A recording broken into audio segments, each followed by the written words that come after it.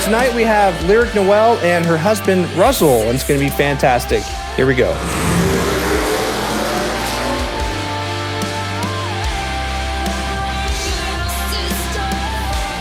I'm Lyric Noel. I am the lead singer of the Lyric Noel Band. And I write all of the lyrics to all of our original songs, and I do a couple of covers too that people know me from: Carol of the Bells, This Is Halloween, and Cry Little Sister. Yeah, my name's Russell Hollar. I'm Lyric's husband. I'm the main, I guess I would say the main songwriter and producer behind the band. And yeah. So I think it's super cool that you guys are like this power couple, you know, like in the industry, and you're working together. And you know, like I think about that with, you know, like my wife too. Like we worked in, you know, like the industry together, and it takes like a true pair to be able to do that. So, you know, I'm it's very like inspirational to see you guys doing it, and see you guys doing it at such the level that you're doing it. You know, like as, you know, like where did you like first meet? Did you meet in the industry? Did you, you know, give us a little bit of background of like how you guys came to be? I actually I got to shorten this as much as I can because this, and I met Russell. It was a long, drawn out thing, but back in 2009, I was in a metal band that just didn't work out. And I started looking for another band back whenever Craigslist was a thing. I'm aging myself, but I found that there was a band in Fort Worth looking for a vocalist. And I talked to this guy on the phone, and I never actually followed through with the audition. And then fast forward 10 or 11 years, I was friends with Russell on Facebook, and I'd kind of seen him, you know, on Facebook. I don't know how we became friends, but we were friends. And I thought he was really cute. So I got up the courage to send him a message. And then he was like, "You were supposed to audition for my band 10 or 11 years ago, and you never did." And so that's kind of how it happened. Yeah, so it meant to be. Small world. I mean, yeah. You know, it comes back around. I mean, do you have a different version of that story, Russell? not really. I mean, that's pretty much how it went. I do think it's ironic how come full circle after all these years, the previous band never did work out, but it's funny because the foundation of the rest of the band actually migrated from the other band that she would have auditioned for years ago. So come full circle, everybody ended up in the same project essentially. Yeah. So. Yeah, that's awesome. How does the writing process work? Like are you guys able to like do that during the day, and then then you're just normal people at night? Like how does your stuff come together? Russell will typically produce a track, and then I write lyrics and poems and like little phrases, and they slowly just kind of start to come together. We actually started working on a new song last night. And we kind of take what fits and the theme I'm trying to go for, and then we start kind of building it that way. Well, we have a home recording studio, so it makes it very easy to quickly produce material. So if we have ideas or we want to reimagine a song, it's a very smooth process for us. Your version of like running up the hill, like brought my family like closer together, right? So here's the thing. I love metal. I love heavier stuff. I love, like all of this, like just rock, right? Yeah. And my kids love pop and like hip hop, and it was always like, what do we listen to in the car? Like when we came across like your version, it was like, oh, we both can agree. We can listen to that version and we can drive, and it like bridged this gap. We're like, oh, okay. We started, like listening to in the car. So like when you decided you wanted to do this, like that's such a cool thing. That is so awesome. I didn't know that you knew who I was before you started following me, so that's really cool. Yeah, I love this like this industry because like you hear people and then they come like in and out, like songs come in and out, and you don't really know who they are. And then till like something like comes up with, like how with Casey. Well, first of all, so the audience knows, like we met through Casey and online, because you're very active, like on social media, and so just through that, like you hear all these different things, and then when you responded and wanted to chat, I'm like, well, that's awesome, because I know your other song because we would listen to that. That is so neat. I love that so much. Awesome. So you do a lot of content, right? Like you guys are constantly producing. You're producing covers, you're producing stuff daily, you're producing your own originals, right? Like, so like I'm always like fascinated, like what makes you decide like your theme or what you're going to be working on, or kind of like, is it seasonally based because you have like a lot of Christmas stuff, like where does that all like come from? Like, because you're always working. I mean, I'll get the bug to create or do a cover, and then Russell gets on the computer and on his guitar and like knocks it out in like a couple of days, if that. Lately, our focus has been originals, and that's why I haven't really been doing a lot of covers lately.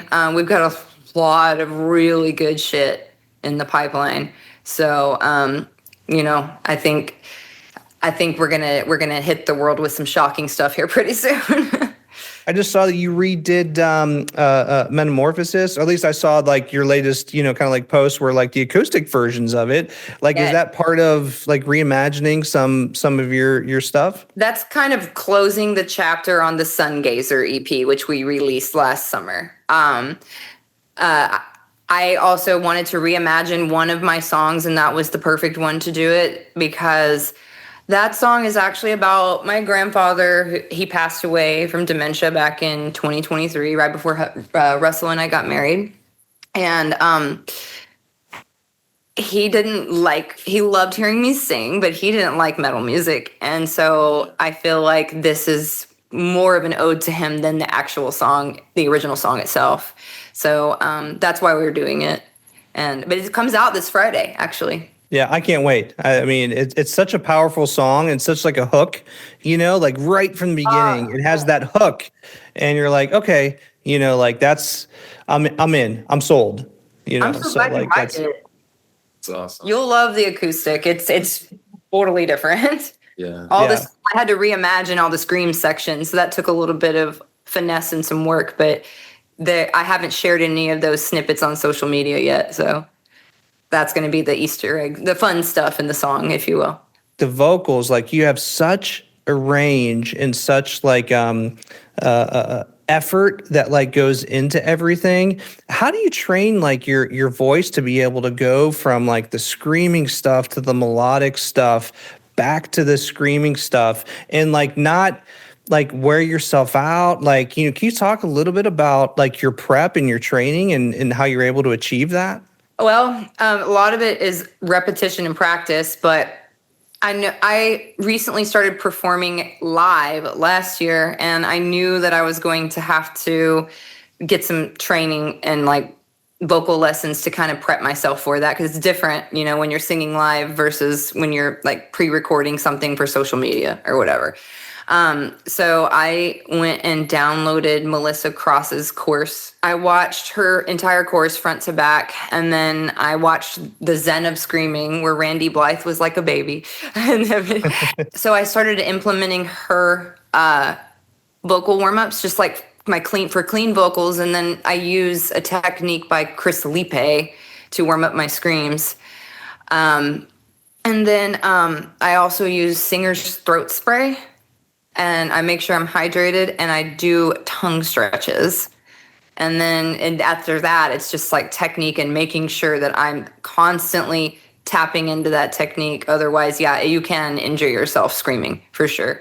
I always love to like, kind of like talk about that, because I always think it's like something like important for like any audience to like understand, is like the physical thing that has to happen, for people to be able to do what you're doing, right? Like you don't just get up there and do it, like all of the prep and the training, like it's just like any other muscle. Like like a pro athlete, you have to train at that. Otherwise it doesn't come out the way that, like you intend to. Yeah, no, it's true. You have to it's like working out and practicing your craft. If this is something you want to be a professional at, you have to train like a professional. And I would venture to say, I guess, like at this juncture in my life, I would say that I would consider myself a professional singer. Oh yeah, for sure. 100%. Yeah, absolutely. Like I look at everything you guys do. It's professional. Your videos are professional. Like your content calendar is professional. Like, like the way that you interact with everybody is professional. Which like kind of like leads me into kind of like wanted to chat with you guys a little bit about like the business side of things. Like, like it seems like we always talk about like because we're in film, we always talk about like the film business. It's film and it's business. You have to do like the business part of it. So like, where does that kind of like hit in like the way you guys are thinking? I know as creatives, we all just like want to create, but we have to create with purpose. And it seems like, you guys are a great example of people that create with purpose.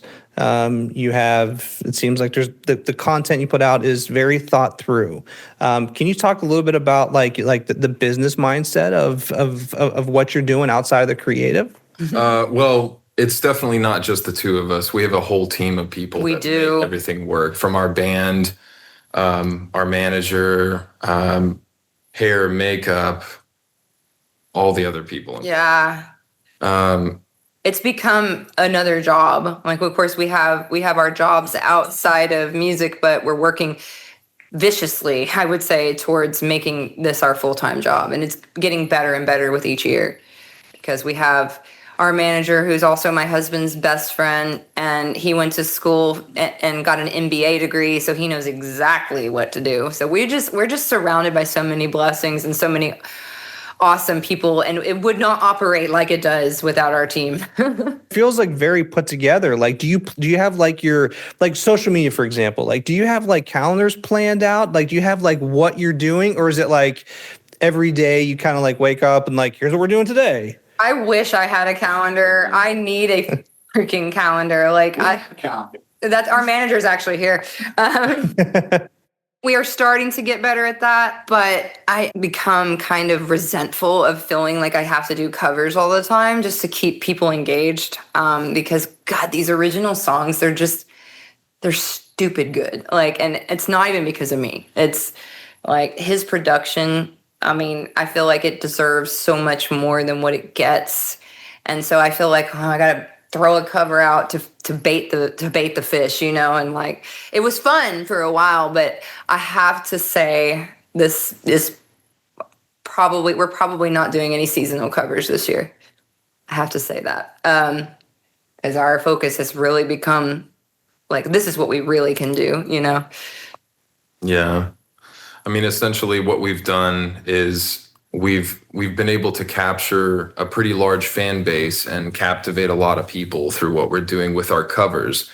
However, we are also original artists, and now it's the time that we're integrating more of our original material into our catalog and kind of taking a little bit of a break from just every season just hitting it hard with the covers, Christmas, Halloween, everything else. I kind of found myself doing like what would everybody else want to hear? And it started to become this like, I'm trying to make everybody else happy. When in reality, if I'm going to do a cover, I want to do a Sleep Token cover.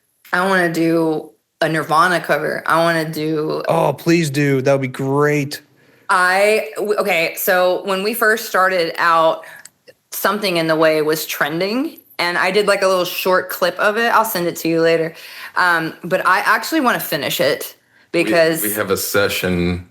It sounds like if Spirit Box did it. Yeah, so oh my gosh. Yeah. In the near future. I definitely want to do that. If I do covers, it's going to specifically be like bands that I'm inspired by, or like a song that like I do love Cry Little Sister. That was actually a song that I really liked.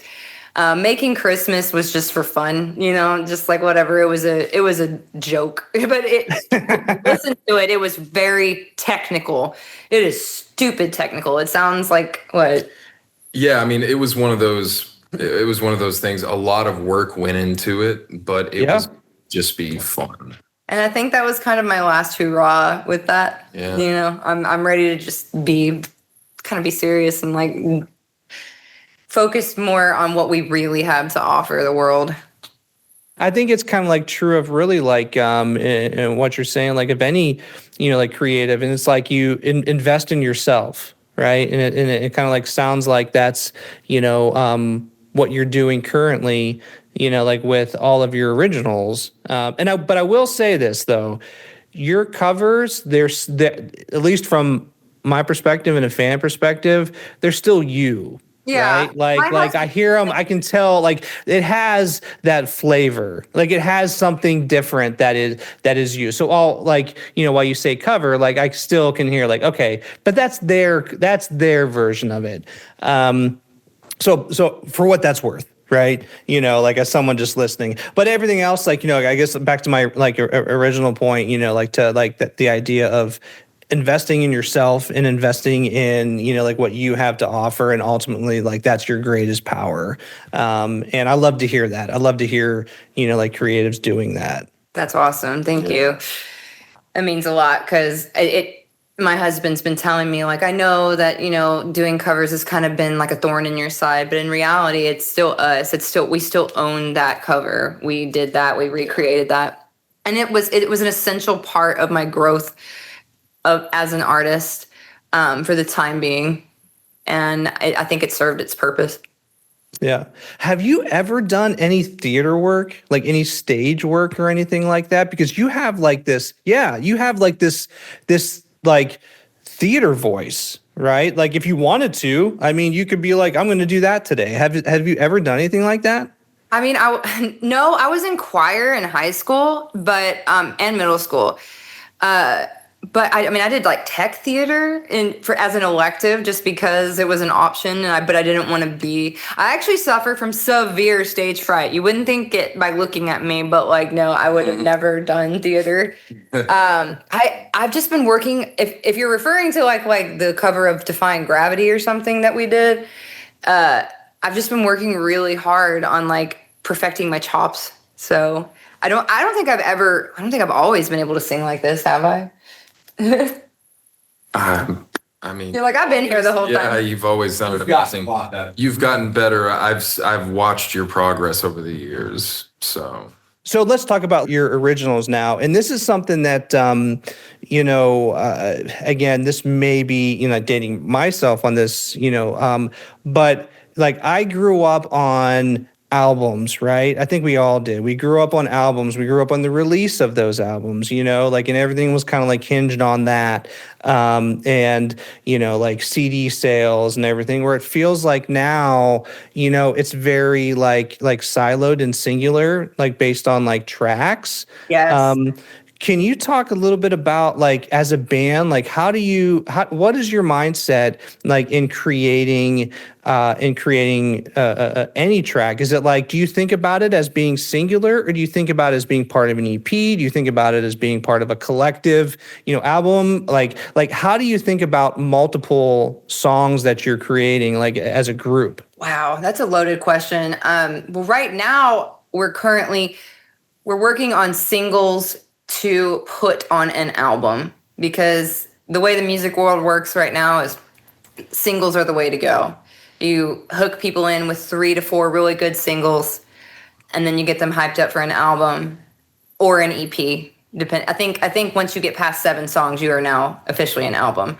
But that's kind of the direction we're trying to go with these new songs. And we're strategically picking them out with themes and kind of getting like some hype going and some continuity between the videos and the songs, kind of connecting them in some way, but they're still their own piece of music. We were talking about earlier, like you come up with like, you know, the tracks and the riffs and stuff like that. What's your mindset in coming up with like the, you know, like the instrumentation part of the songs? Like, do you have themes in your head too? I do. It's really, you know, as far as the original material, I usually will produce the music just around a feeling that we're going for or that we're trying to convey, whether it's an aggressive song, a sad song, an uplifting kind of a song, you know. and just the tonality, the musical passages, whether it's going to have some soft passages or just be all heavy, all aggressive the whole time, that will kind of, help tell what we're going to do. But really, as far as writing an original material, I'll just get the creative bug and start throwing stuff together based on how I'm feeling. And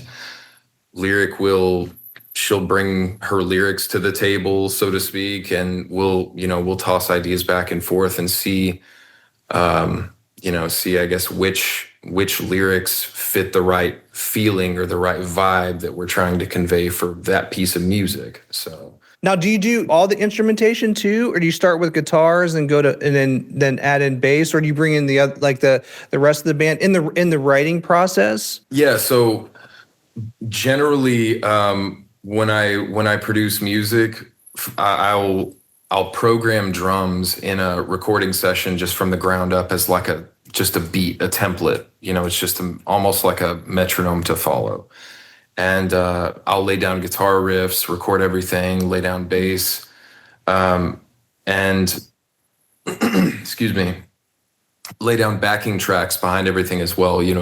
Orchestration, eerie cinematic sounds, effects, things like that, synths, keys, you name it. And once a whole sonic landscape comes together, which is just the musical bed, minus the vocals,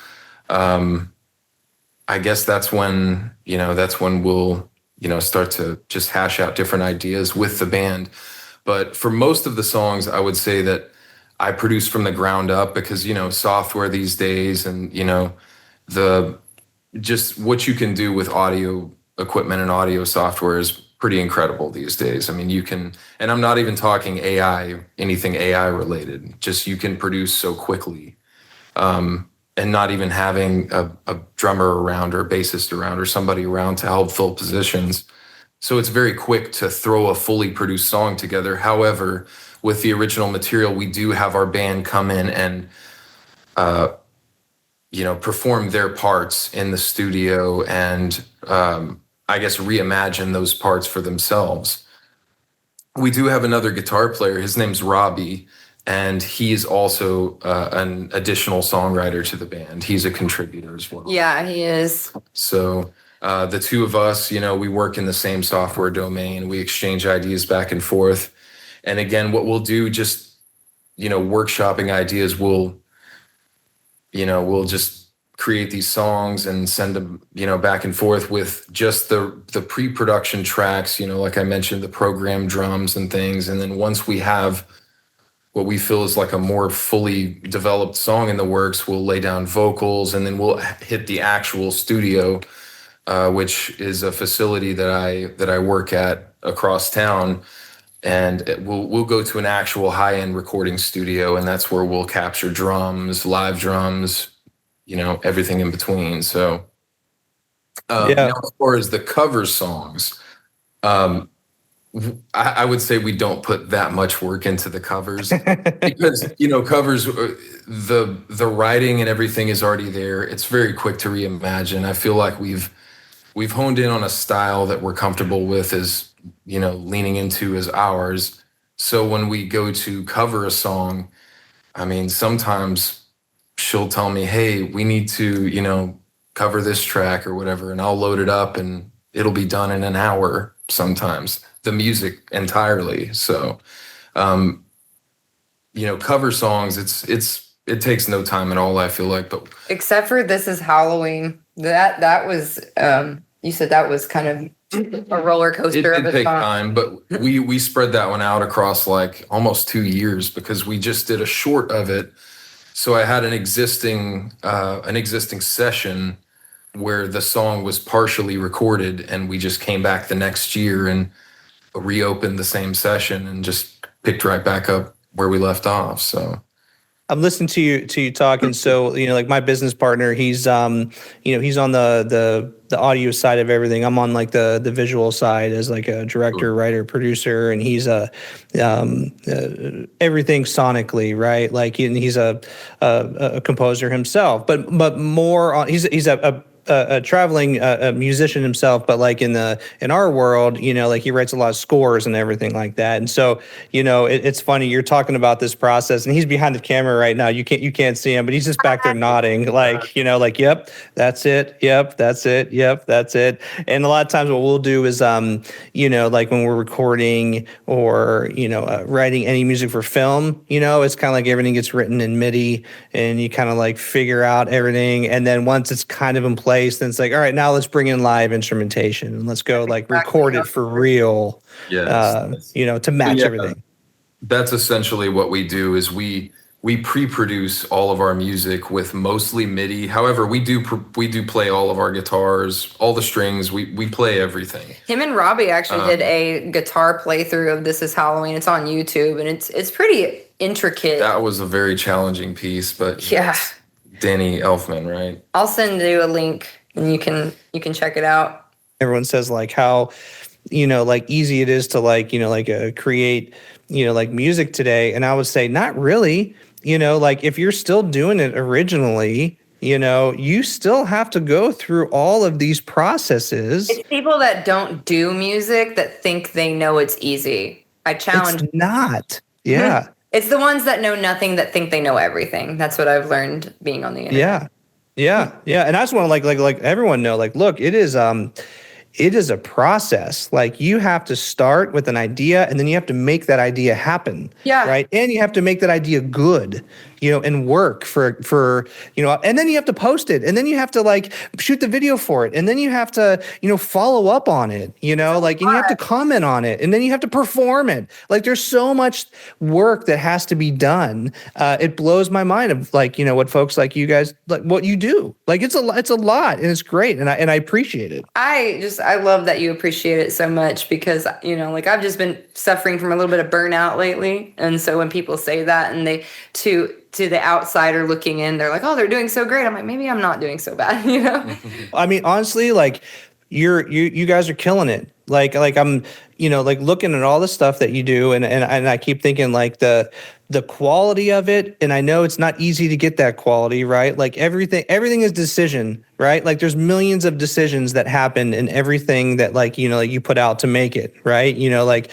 what is the lyric going to be? What is the chord going to be? How are we going to record it? What is the mix going to be? Like what is the visual going to be? Like what section are we doing? Like when are we posting it? What am I commenting on? All of that is a decision. I applaud you for all the stuff that you get, because you're constantly doing it too. Like everything is there, and it's at a great quality. So, I'm fanning out a little bit about the stuff that you guys are making. I love that so much. That means the world to us, especially him, because he is the man behind the soundboard, the wizard that does it all. Yeah. There's a whole lot that goes into the process, like you mentioned, from start to finish. From the initial idea to the release.